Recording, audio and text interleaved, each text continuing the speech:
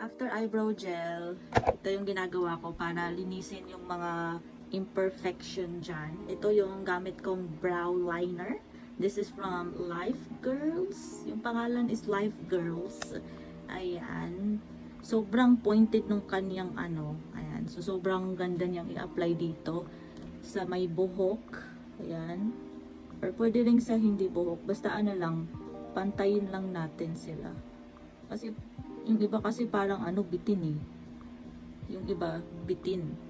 So, pantayin lang natin yung mga bitin. Lalo na yung dito sa part na to kasi parang hindi nalagyan. Diyan lang. Yun. Para mas kumpleto siya tignan.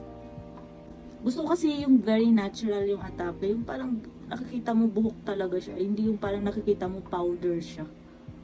Or pomade. Gusto ko yung parang ganitong atake na parang nakikita mo yung hibla. Hibla bang tawag ba?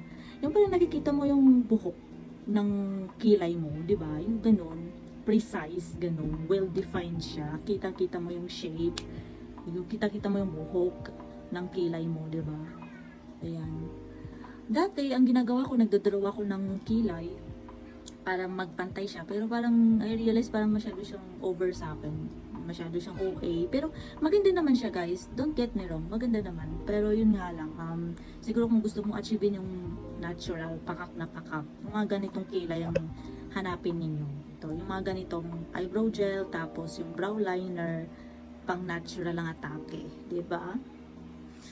Not perfect, pero at least, diba?